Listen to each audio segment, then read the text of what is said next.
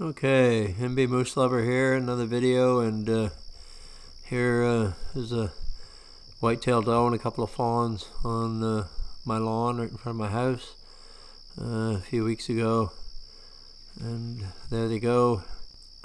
And there's always been a lot of whitetails around our place, and just pointing out here that even though they're all around us, they're wild, they're not tame by any means. And when I'm trying to film them on the lawn, and they're in the woods behind my place, they don't give you that great opportunities. They're still wild, and as soon as they spot you, they're gone. And I've got a salt lick right out here that I leave for them in the summer, and even then they're still wild deer. So this was this morning, and I just put those other clips there to show you how wild they are. Those ones took off, and as soon as they spotted me, and that was another night that I was out there, that one just took off. And different times I've run into this doe and these two fawns, and they always seem to bust me. They always seem to know I'll sneak up on the salt lick, and they're already there. And that was this morning. That's what happened this morning. And there's a little fawn here, and I heard a deer blow up in the woods. That was a doe, because the little ones don't usually snort or blow at that age. And but the little fawn, he's made me, and you figure it ain't gonna be too long before his little flag's gonna go up his tail, and he's gonna bolt, or the mother's gonna give him another warning. And I never did see her here. There's two fawns here, but she I don't know, she never really showed herself. And then but this little guy, he's staring, and I know I only have not much time. I'm not going to get much video of him here, because he's already made me, and I'm in a little bit of an opening, but the rest of it is really thick. And so that's what this video is about. It's a trick I've used for years to actually bring deer towards me, and that's what's going to happen here. And I just happened to grab a couple of Kleenexes in the morning when I headed out, because I did it for that reason.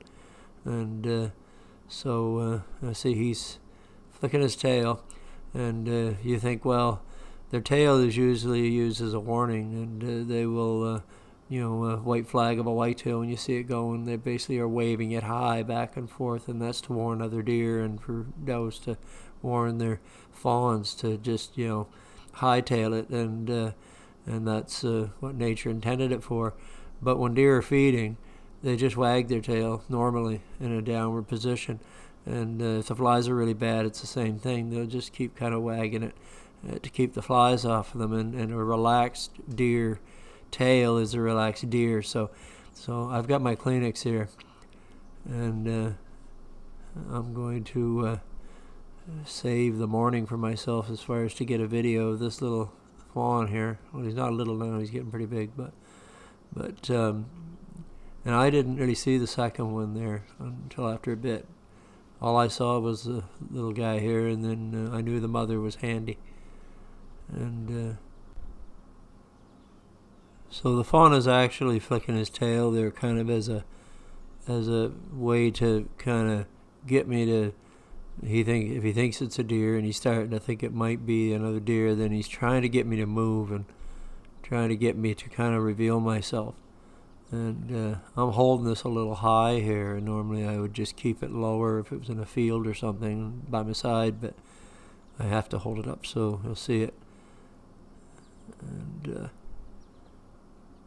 And the midgets were just terrible here. They were just driving me crazy, and you'll see me. I didn't want to edit any of this, because I wanted it to kind of be right as it happened, to show all of it, and his reaction and everything. So it ended up being a long video, and I'm jerking the camera everywhere, because the no-see-ums, I call them midgets, and they were just horrendous.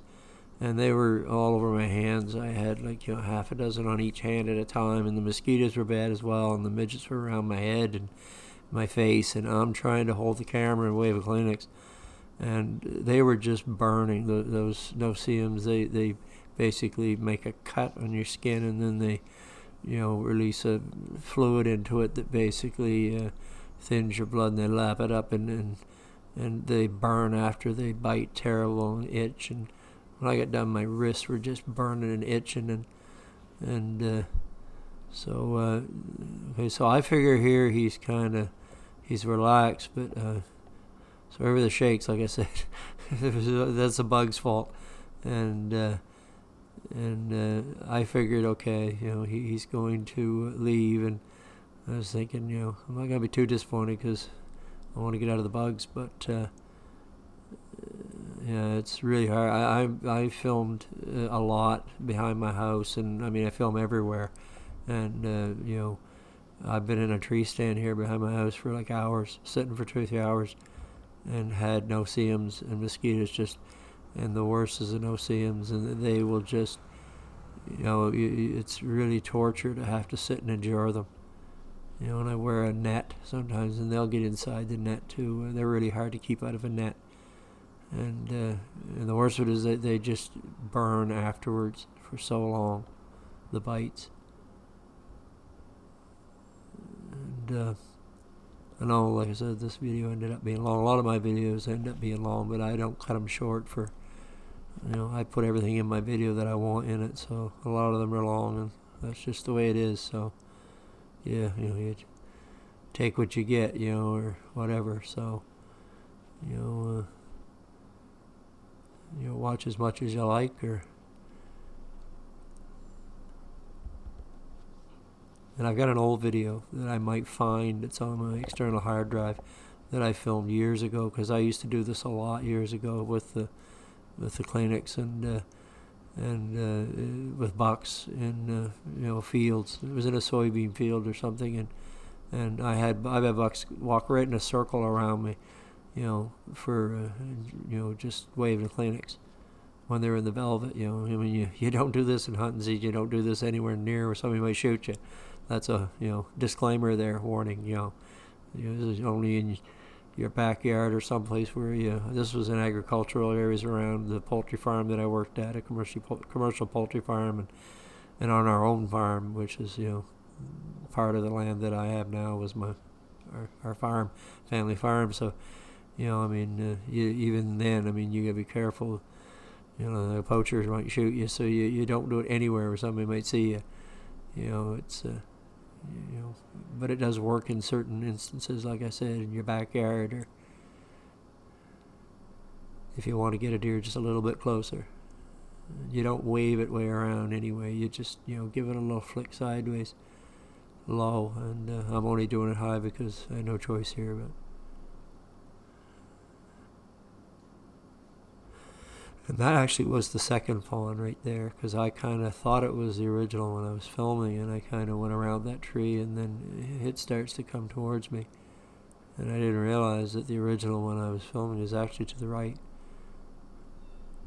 and he's actually coming down here closer. And you see, normally they would take this as a warning wave. If I was really waving it high back and forth, it would probably spook them, but here comes a little guy stomping.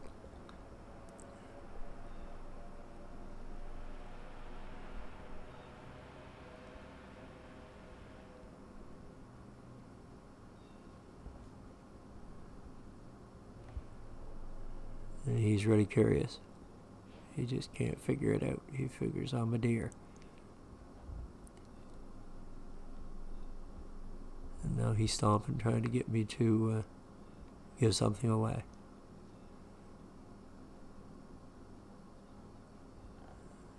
And they've just, they're only, a couple months old, so, going on 3 months old, so that all they know is that, a white flag either means danger, or it means, that there's other deer nearby that are just relaxed and feeding, and that's what they're thinking right now, that,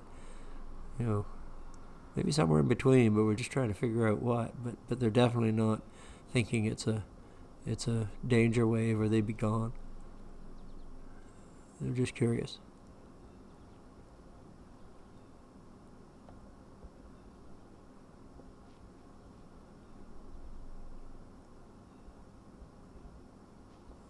It's just fun watching their reactions.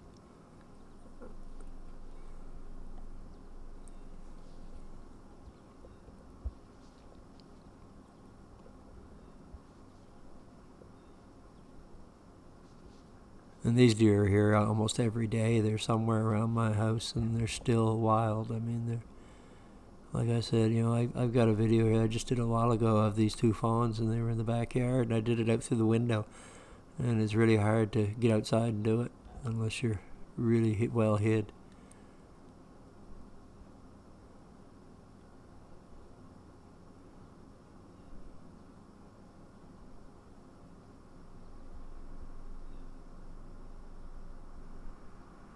Yeah, cute little guy.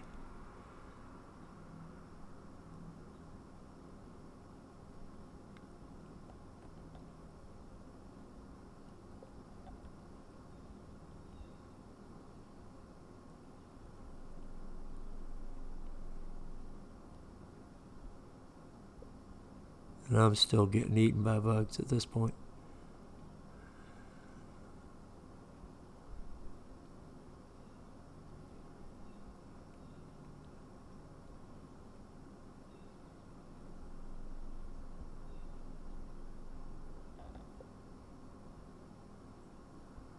I'm the type that as long as I've got an animal in front of me, I don't give up. I know it may be extra footage and it might be overly long videos, but if I get something I feel is interesting and entertaining for at least myself, then I make these videos just I'm not doing it for money, I know that. I'm just doing it for not doing it like trying to make my living off YouTube.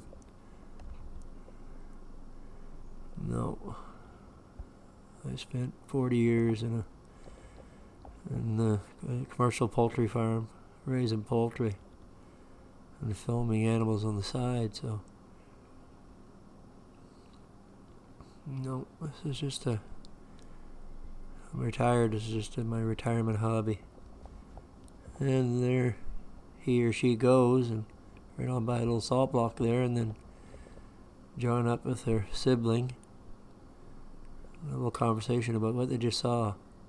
Like, what do you think it was? I don't know. I thought it was another deer. It looked just like Mom. And they're still not really spooked. And I just basically, at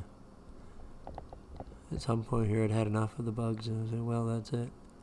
And they're just back there feeding along, eating a few leaves. It's like they're not too concerned, So I basically calmed them right down with my Kleenex. So made them feel relaxed. And I don't know where Mother went. She went off somewhere. And I'm really fighting the bugs. I'm swinging my arms here. And I got back to the house there. My God, my wrists and my hands were just itching so bad. And I used to have some after bite stuff. It was in a tube. It was like for bug bites. I didn't have any. So I was putting all kinds of stuff on them, trying to get rid of the itch and the burning. And I'm trying to show them on my hand here, but they actually were a lot worse than what I'm showing. You see 2 or 3 there on my hand, but they were everywhere, all around my neck and face and around my head. They're so darn small is the worst of it. Like having mites on you. Yeah. So we're coming to the end of the video, so later.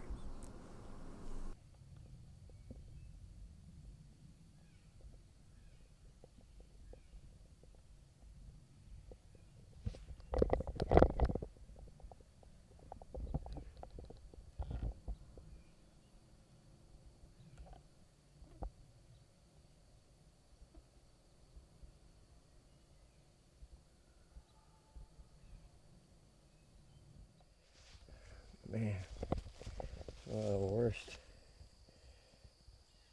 mornings, well, anytime I've ever had. Midgets and no-see-ums attacking me while I'm filming. God, my hands are just still just burn. My wrist, not even scratching it, but it's just like, yeah.